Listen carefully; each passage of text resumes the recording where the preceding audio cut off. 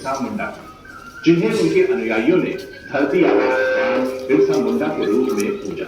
बिरसा मुंडा का जन्म 15 नवंबर 1875 को झारखंड के खूंटी जिले के उंगली हाथू गांव में हुआ। बिरसा का बचपन भेड़ बकरियां चराते, बांसुरी बजाते और स्थानीय अखड़ा में नाचते गाते बीता था। उनकी परवरिश मुख्य रूप से बोहंडा के आसपास के जंगलों में हुई। बिरसा का बचपन बेहद गरीबी और संघर्ष में बीता। बचपन में ही बिरसा ने अतीत में हुए मुंडा विद्रोहों की कहानियां सुन ली। उन्होंने कई बार समुदाय के सरदारों को विद्रोह का आह्वान करते देखा था।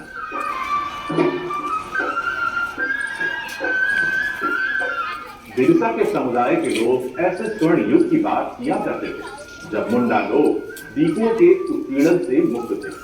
सरदारों का कहना था कि एक बार फिर उनके समुदाय के परंपरागत अधिकार बहाल हो जाएंगे। वे खुद को मूल निवासियों का वंशज मानते थे और अपनी जमीन की लड़ाई यानी कि मुल्क की लड़ाई के लिए लड़ रहे थे। इन वीर गाथाओं ने लोगों को अपना साम्राज्य पाने के लिए प्रेरित किया। बिरसा ने अपने आसपास के अन्याय को देखा और महसूस किया। छोटी सी ही उम्र में उन्होंने देखा कि कैसे उनके समुदाय को विदेशी ताकतें अपने लाभ के लिए शोषित कर रही हैं। उनके जीवन की परिस्थितियां कठिन थी, लेकिन यही संघर्ष उन्हें आगे चलकर एक बड़े आंदोलन का नेतृत्व करने की प्रेरणा देता है।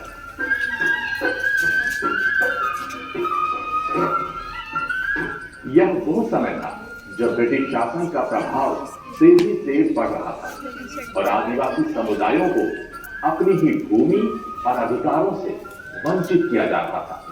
1886 से 1890 तक बिरसा चाईबासा के जर्मन मिशनरी स्कूल में पढ़े।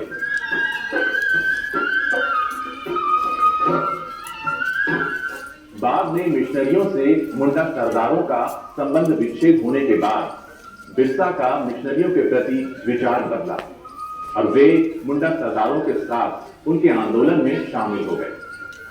फिर 1891 में बिरसा का परिवार बंदगांव आ गया। वे वैष्णव धर्म के करीब रहे।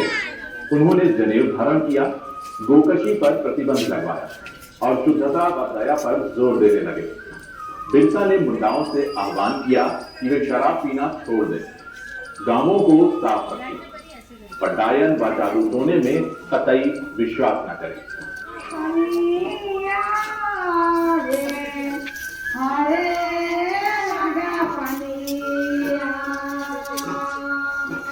1895 तक बिरसा को लोग एक मसीहा की तरह देखने लगे थे।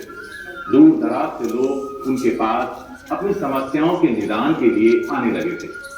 स्थानीय लोग बिरसा को धरती आबा एवं ईश्वर के दूत के रूप में मानने लगे। उन्होंने एक नया धर्म शुरू किया जो बिरसाइत कहलाया। ये धर्म प्रकृति को समर्पित है। इसे मानने वाले लोग प्रकृति की पूजा करते हैं।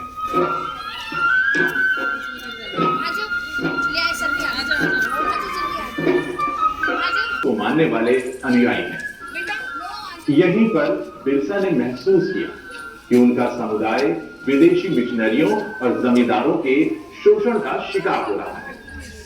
उन्होंने धीरे धीरे अपने लोगों को जागरूक करना शुरू किया और उन्हें एकजुट होने के लिए प्रेरित किया।